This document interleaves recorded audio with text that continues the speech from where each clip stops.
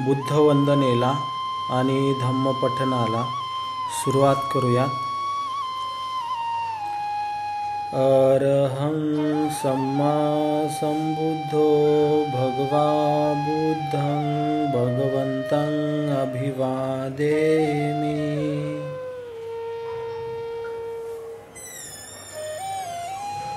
स्वाख्यातो भगवता धम्मो धम्मं नमस्सामि। सुपठिपन्नो भगवतो सावकसंघो संघं नमामि।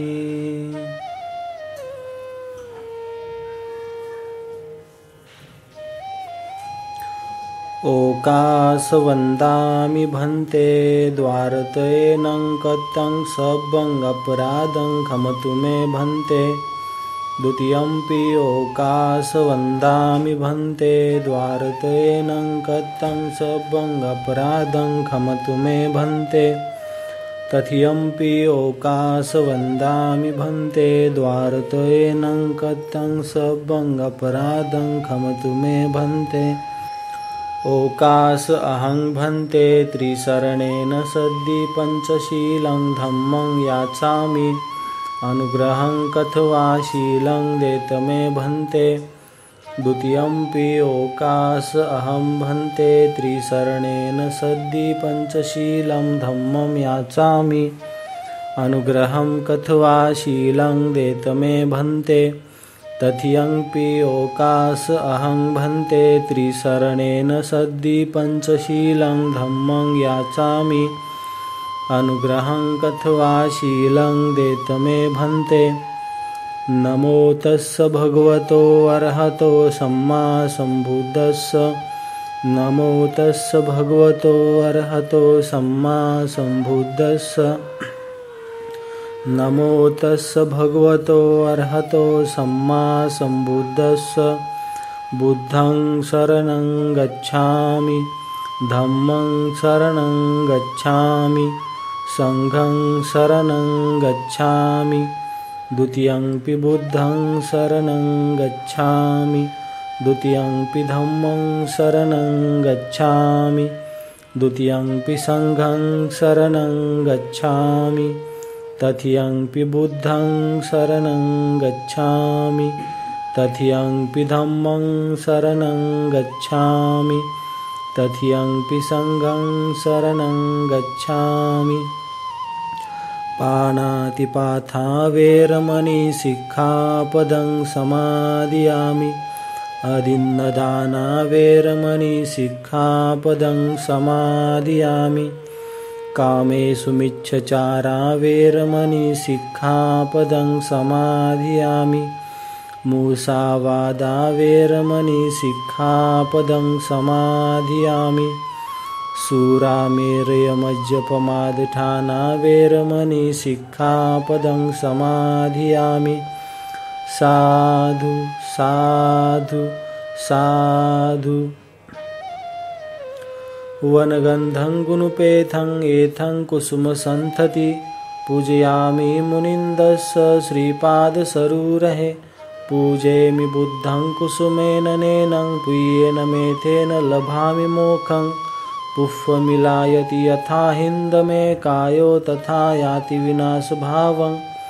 गन्धसंभारयुतेन दीप्तेन सुगन्धिना पूजये च पूजनीयन्तं पूजाभाजनमुत्तमम्। घनसारपदितेन दीप्तेन तं दनशिनातिलोकदीपं सम्बुद्धं पूजयामि तमोनुदं। सुगन्धिकाय वदनं अनन्तगुणगन्धिना सुगन्धिना गन्धेन पूजयामि तथागतं। बुद्धं धम्मं च संघं सुगततनुभुवा धातुवधातुगभ्ये। लङ्काय जम्बूद्वीपेति दशपुरवरे नागलोके च धूपे। सभ्यबुद्धस्य बिम्बे सकलदशदिशे केशलोमादिधातुवन्दे। सभ्येऽपि बुद्धं दशबलतनुजं बोधिचेत्यं नमामि। वन्दामि चेत्यं सर्वसर्वठानेषु प्रतिष्ठितं।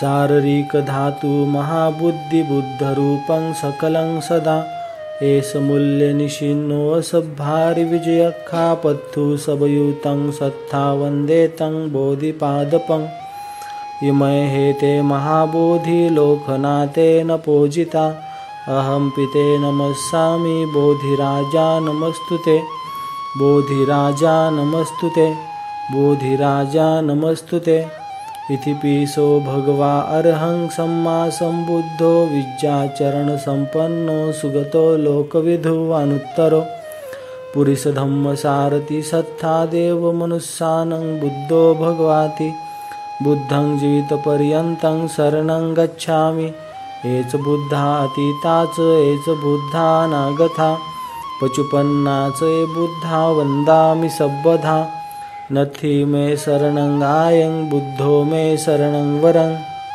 एतेन सच्चवज्जन होतु मे जयमङ्गलम् उत्तमङ्गेन वन्देऽहं पादपशुवरुत्तमं बुद्धयो खलितो दोषो बुद्धो खमतु तं मम एङ्किञ्चिरतनं लोके विज्यति विविधापथु रथनं बुद्धसमानत्थि तस्मा स्वत्ति भवन्तु मे यो सन्निशिन्नो वरबोधिमूले मारन् ससैना महन्ति विजत्वा सम्बोधिमागच्छि अनन्तयानो लोको तमोतं पनमामि बुद्धं स्वाख्यातो भगवता धम्मो सन्दिष्टिको अकालिको यहि पश्यिको अपनायको पच्यतं वेदितभो वियुहिति धम्मं जीवितपर्यन्तं शरणं गच्छामि एच धम्मातीताच एच धम्मानागथा पचुपन्नाच धम्मा वन्दामि सर्वधा नथि मे शरणं आयं धम्मो मे शरणं वरं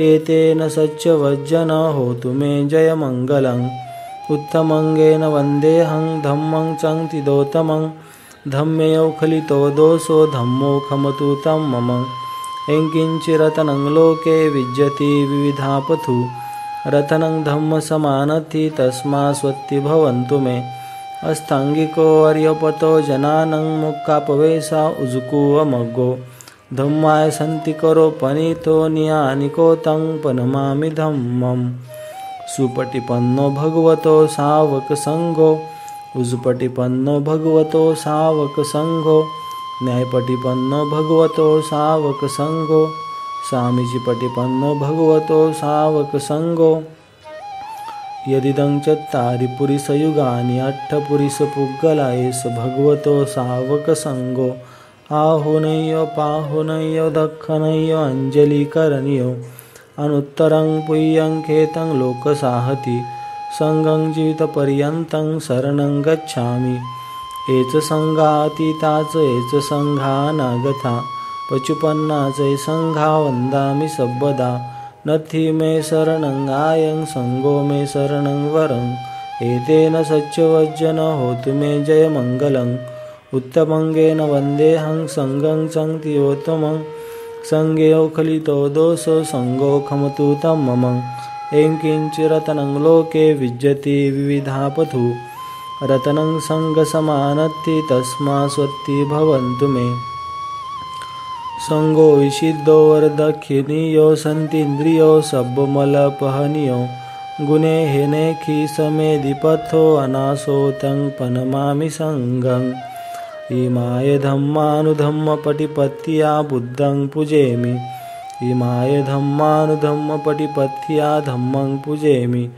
इमाय धम्मानुधम्मपटिपत्या सङ्गं पूजेमि अद्धाइमाय पटिपत्या जातिजरामरणं महापरिमुञ्च स्वामी इमेन पुय्यं कमेन मामे बाले समागमो सतं समागमो होतु यावन्निब्बानपथ्या देववसन्तु कालेन सस्यसम्पत्ति हेतु च फीतो भवतु लोकस राजा भवतु धम्मिको सकलविज्जं विदुर्यानं देवरूपं सुजीव निमलचक्षुगम्भीरघोषं गौरवर्णं सुखाय अभयचित्तं निभयकामं सुरतधम्मं सुपेम विरथरज्जं सुजननेथं भीमरावं सरामि भीमरावं सरामि भीमरावं सरामि दिव्य प्रभरत्न तुम्ही, साधू वरदान तुम्ही, आद्य कुलभूषण तुम्ही भीमराजा. सकल विद्यापती, ज्ञान सत्य संगती, शास्त्र शासनमती, बुद्धी तेजा. पंकजा नरवरा, रत्न स्वजन उद्धरा, भगवंता आमचा खरा भक्त काजा. चौधार संगरी, शास्त्र न धरिता करी, कापलारी उरी रौद्र रूपा. मुक्तिपथ कोणथा, जीर्ण स्मृती जाळीता, उजाळिल्या अंगतिका मार्गे साजा. राष्ट्रघटना कृती, शोभते भारती, महामानव बोलती स्वातसज्ञा. शरण बुद्धासमी, शरण धम्मासमी, शरण संघासमी भीमराजा. भीमराजा, भीमराजा. आज आपण पाहणार आहोत अंगुलीमाल नावाच्या दरोडेखोराची धम्मदीक्षा. कौशल देशाचा प्रसेनजित नावाचा राजा होता. त्याच्या राज्यात अंगुलीमाल नावाचा एक दरोडेखोर होता. खून आणि रक्तपात यामुळे त्याचे हात नेहमी रक्ताने बरबटलेले असत आणि तो कुणालाही कधी दया दाखवीत नसे. त्याच्यामुळे गावे ओसाड झाली होती, नगराची नासधूस झाली होती आणि प्रदेश उद्ध्वस्त झाले होते. ठार मारलेल्या प्रत्येक लोकाचे एक बोट कापून तो त्यांची माळ गळ्यात घालीत असे आणि म्हणूनच त्याचे नाव अंगुलीमाल असे पडले. एकदा भगवंत श्रावस्ती येथे जेतवनात राहत असताना त्यांनी अंगुलीमालाने केलेल्या नासधुशीविषयी ऐकले.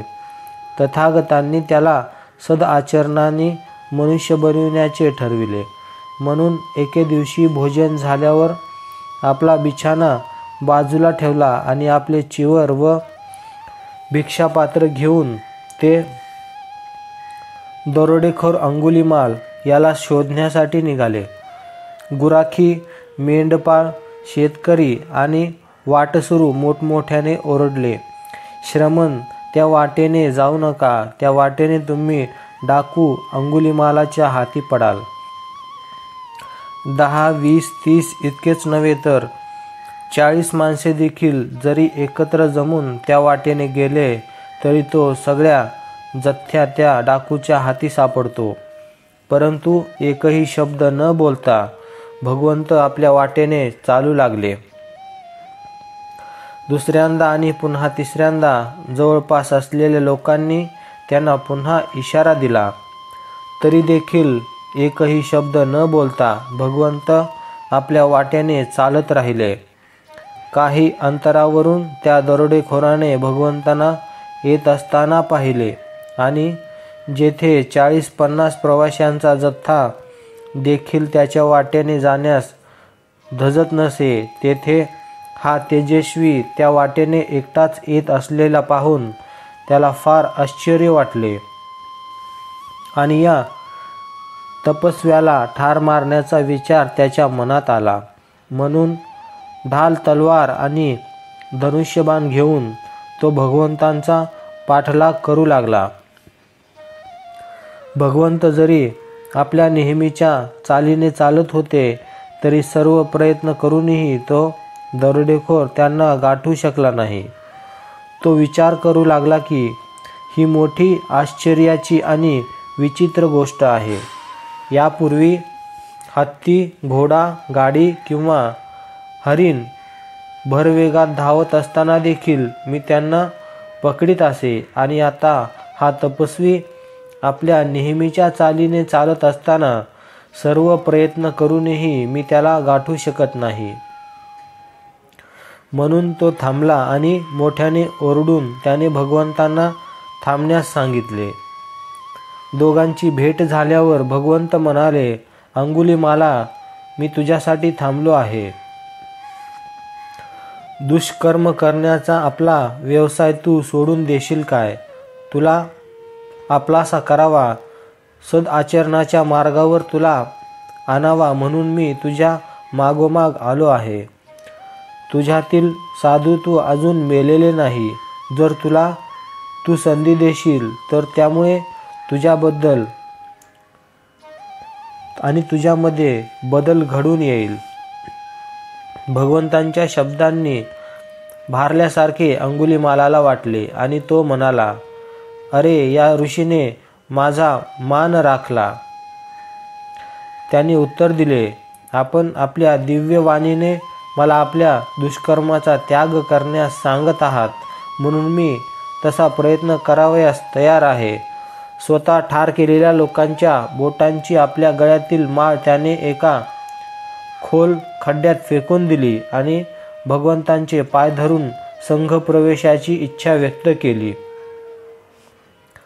देवांचे आणि मानवाचे मार्गदर्शक भगवान बुद्ध म्हणाले, हे भिक्खू, माझ्या मागोमाग ये. आणि ही आज्ञा झाल्यापासून अंगुलीमाल भिक्खू बनला.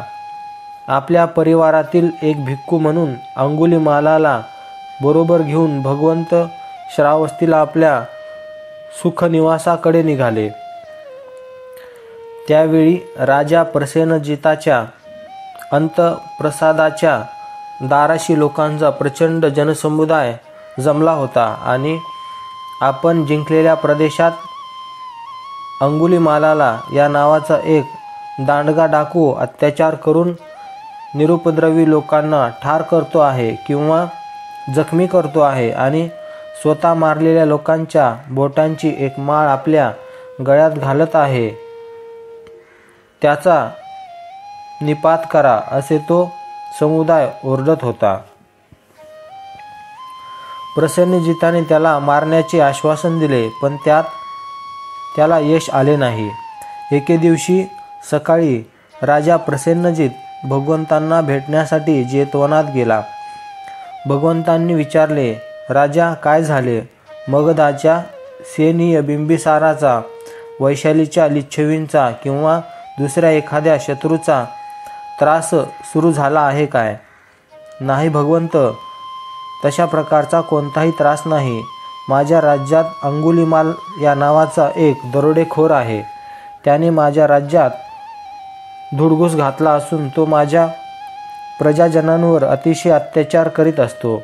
त्याचा मला निपात करावयाचा आहे, पण मी त्यात अयशस्वी ठरलो आहे.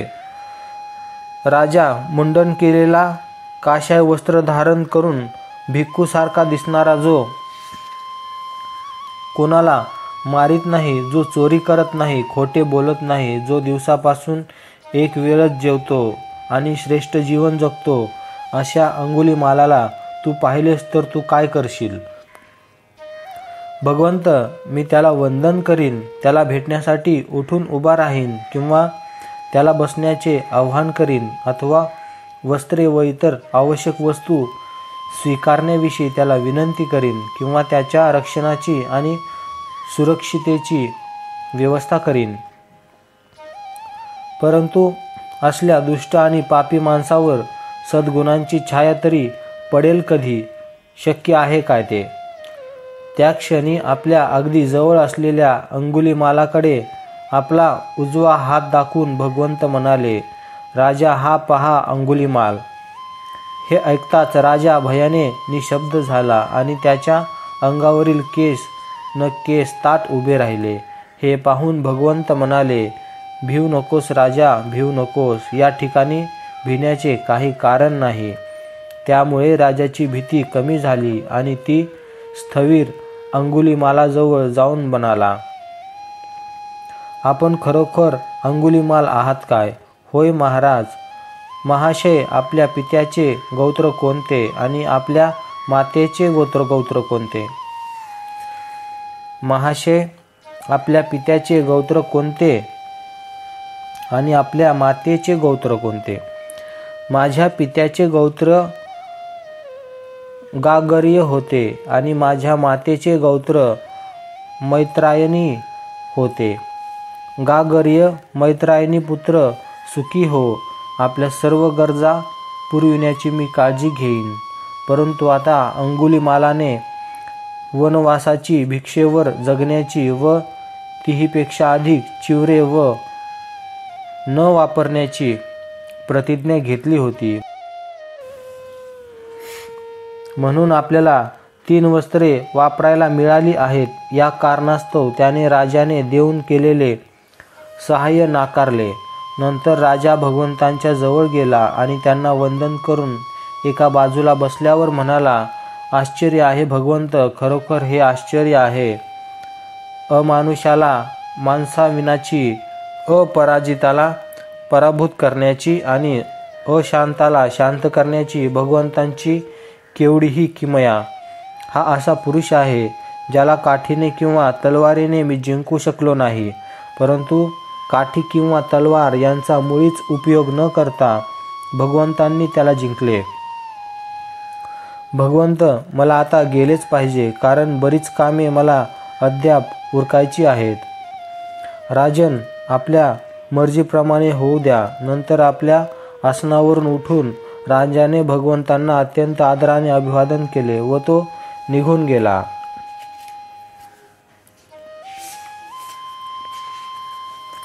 एके दिवशी चिवर परिधान करून आणि हातात भिक्षापात्र घेऊन अंगुलीमाल भिक्षेसाठी श्रावस्ती गेला असताना एका माणसाने त्याला वीट फेकून मारली, तर दुसऱ्याने सोटा मारला, तिसऱ्याने खापरीचा तुकडा त्याच्या डोक्यावर फेकून मारला. त्यामुळे त्याचे डोके रक्तबंबाळ झाले, त्याच्या भिक्षापात्राचे तुकडे तुकडे झाले व त्याची वस्त्रे फाटून गेली आणि तशा स्थितीत तो भगवंतांच्या समोर येऊन उभा राहिला. तो जवळ येत असताना भगवंत त्याला म्हणाले, हे सगळे सहन कर, हे सगळे सहन कर. याप्रमाणे भगवान बुद्धांची शिकवण स्वीकारून डाकू अंगुलीमाल एक सत्पुरुष बनला. मुक्तीचा आनंद व्यक्त करीत तो म्हणाला, ज्याच्या ठायी पूर्वी अनास्था होती तो आता आस्था दाखवू लागतो. आपले पूर्वजीवन जो सद्गुणांनी झाकून टाकतो आणि आपल्या तारुण्यात जो बुद्धाला शरण जातो, तो वादळातून मुक्त झालेल्या चंद्राप्रमाणे सर्व पृथ्वीला प्रकाशमान करतो. माझ्या शत्रूंनी ही शिकवण समजून घ्यावी व या मार्गाचा अवलंब करावा आणि सतत त्या मार्गाने अवलंब करणाऱ्या प्रज्ञापुत्रांना त्यांनी अनुसरावे. माझ्या शत्रूंनी विनम्रता आणि क्षमाशीलतेचा संदेश वेळीच ऐकावा आणि आपल्या जीवनात तो आचरणात आणावा. स्वतःला अंगुलीमाल म्हणून व प्रवाहपतीत होऊन मी दरोडेखोरीचे जीवन जगत होतो, पण भगवंतांनी त्या प्रवाहातून मला किनाऱ्याला आणले. अंगुलीमाल म्हणून मी रक्ताने माखलेला होतो, आता माझा उद्धार झाला आहे.